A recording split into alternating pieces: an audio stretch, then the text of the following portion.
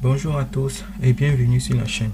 L'ex-souverain pontife Benoît XVI, âgé de 95 ans, s'est éteint ce samedi 31 décembre, a annoncé le Vatican. La santé de Joseph Ratzinger, élu pape en 2005, s'était dégradée ces derniers jours. Vous aurez plus de détails dans la suite de la vidéo. Avant de commencer, n'oubliez pas de vous abonner et de cliquer sur la cloche de notification pour ne pas manquer nos prochaines vidéos. Top, c'est parti!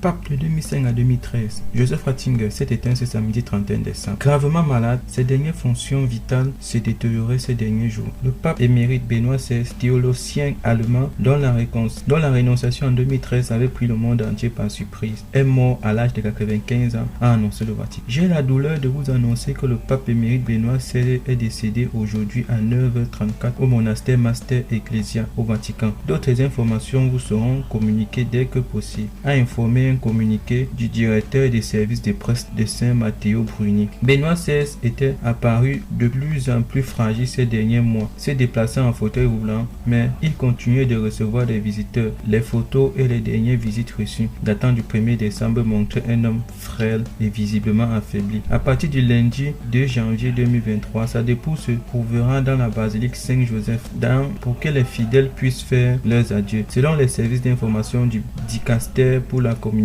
du Saint-Siège, le pape, le Vatican et l'Église dans le monde. Son décès met fin à la cohabitation insolite des deux hommes en blanc. L'Allemand Joseph Ratzinger, brillant théologien, peu à l'aise avec les bains de foule, et l'Argentin George Bergoglio, jésuite doté d'une parole incisive qui a voulu remettre les pauvres et les migrants au centre de la mission de l'Église. Les funérailles du 265e pape devaient être célébrées par son successeur François à Rome, un événement inédit dans l'histoire, 2 fois millénaire de l'Église catholique auquel des dizaines et des milliers de personnes pourraient assister, dont les chefs d'État. Ces derniers jours déjà, l'état de santé du pape émérite s'était aggravé en raison de son âge avancé, comme la salle de presse l'avait signalé en faisant le point sur l'évolution de sa situation. Le pape François lui avait voulu participer publiquement la nouvelle de l'aggravation de l'état de santé de son prédécesseur à la fin du dernier audience générale de l'année. Mercredi 28 décembre, lorsqu'il avait invité les gens pour prier pour le pape émérite qui était très malade afin que le Seigneur le console et le soutienne, dans ce témoignage d'amour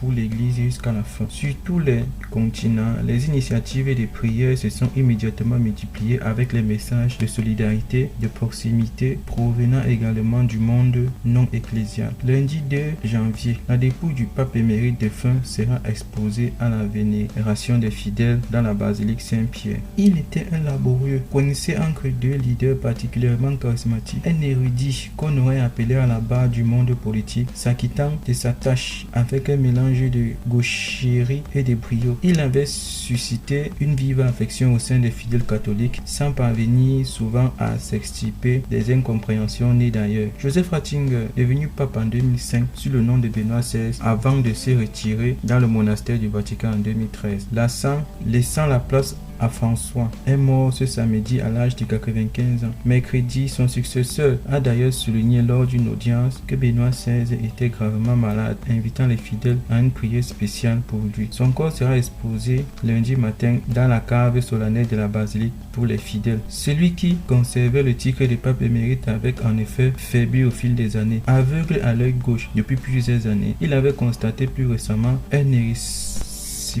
une infection de la peau très douloureuse. La postérité aura à charge de faire le tri entre 1000 vies et autant de mirages ou de paradoxes. Intellectuel ardu et sophistiqué, passé chef d'État, faux calme défendant pied à pied ses positions, sulfureux malgré lui tout autant que consensuel, par seule nécessité atypique et libre jusqu'à son converti. En fait, Joseph Ratzinger rassemble un personnage de fiction. Dans le jeu des perles de verre, un roman de Hermann Hesse qui évoquait les dernières conversations, livre d'entretien avec le journaliste allemand Peter Zwil, Joseph Wald, le jeune homme brillant réalise toutes les promesses placées en lui, s'élève au sommet de son œuvre, puis, à la surprise de tous, s'émancipe de la tradition qu'il est censé garder en se demandant brusquement de ses fonctions, car c'est ainsi par son départ que Benoît XVI est resté de prime abord dans les mémoires. La scène se passe le 11 février 2013, alors qu'il vient de présider une réunion visant à examiner les prochaines canonisations, le pape prend la parole.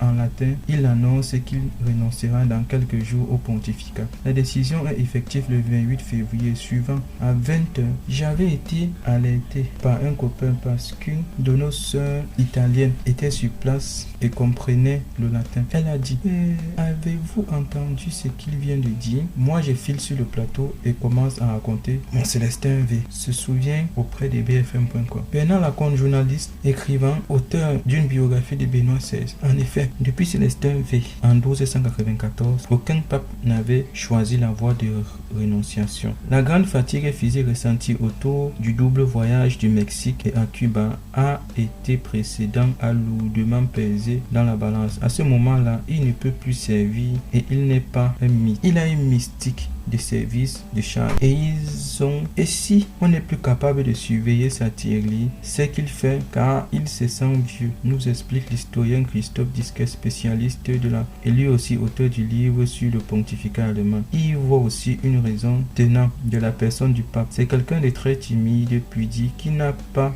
voulu remettre sa souffrance en scène. Je pense qu'il a vu sa dégradation physique comme une souffrance et il n'a pas voulu que le Vatican revive les dernières années du pontificat de Jean-Paul II. Un geste qui clôt le règne de Benoît XVI et augmente l'existence de Joseph Ratzinger. Un acte historique coulé dans le latin le plus classique. Un coup d'éclat refusant le spectacle, exécutant par un vieil homme alors âgé de 86 ans. La reconstruction fragile à la voix fluette, la bouche de temps, sa ocre barrée par le sourire crispé d'un introverti obligé de forcer sa nature depuis au moins 50 ans et un geste qui complexifie le portrait habituel du composé. Un pape conservateur au sens propre n'aurait jamais démissionné. La démission infirme l'étiquette conservatrice. Tout le monde a été bluffé, démontré Bernard Lacombe. Après un crochet par Castel Gandolfo, résident d'État des papes, Benoît XVI, désormais pape émérite, gagne alors le monastère ecclésial, quelques centaines de mètres de la place Saint-Pierre de Rome, de son successeur. Un retour au pays natal s'impose pour mieux comprendre le clap de fin, afin d'éclairer un parcours tendu entre malentendu et discrétion. Joseph Ratzinger, né le 16 avril 1927 à Marc, en Bavière, le benjamin d'une fratrie de 3. Il reçoit le prénom de son père et sa mère Marie a donné le sien à la cadette. Son frère Georg complète le tableau. Ce foyer demeurera la grande affaire de la vie du futur pape. La seule personne qui a compté pour lui, au fond, c'est le membre de sa famille. Notre Christophe Disquet, sa Bavière natale était vraiment une havre de paix. Je suis sûr que pour lui, le paradis s'est retrouvé ses parents, sa soeur et son frère. Approfondit le créateur du podcast historique Storia Voice le montre qu'il portait dans son poignet celle de sa sœur, ajoute-t-il. Cette dernière ne se mariera jamais, suivant son frère, affectation en affectation jusqu'au Vatican. Georges partagera quant à lui son destin jusqu'à un certain point, le séminaire, puis la famille déménage à plusieurs reprises, mais ne quitte jamais son coin de Bavière à 2 pas de l'Autriche. Joseph Ratzinger, père, gendarme et un farouche anti-nazi, il est même abandonné à un journal antifasciste, rapidement interdit après la prise de pouvoir de Hitler en 1941. Son fils, celui-là qui deviendra chef des catholiques, est cependant contraint de forcer d'entrer aux jeunesses hitlériennes. À compter du 1936, l'enrôlement des adolescents est systématique. À travers elle, il serait un temps affecté à la DCA. À la fin de l'année 1944, il rejoint la troupe de guerre pour son service militaire. Séminariste destiné à la prêtrise, il échappe au front. Il rompt tout de même les rangs avec la fin de guerre. Ces preuves d'hostilité personnelle et familiale du nazisme n'ont toutefois pas empêché des mauvais procès à Benoît XVI après son élection. Faire un lien entre Joseph et le nazisme est une stupidité non sans nom, et il a été enrôlé de force, obligé de se battre contre toute la jeunesse. Il est même déserté. À un moment donné, un officier est venu chez lui et aurait pu le tuer. S'engage Christophe. La paix revenue, il reprend les cours de ses études. Il est ordonné prêtre le 29 juin 1951, en même temps que son grand frère Jean. Mais c'est l'enseignement qui appelle Joseph Ratzinger. Celui-ci vit en effet dans un univers raffiné où l'on distingue théologie fondamentale et théologie dogmatique. Il se frotte aux deux disciplines successivement. Esprit brillant, il est nommé professeur dans tout ce que l'Allemagne fait de mieux en matière Baumütter, Tübingen.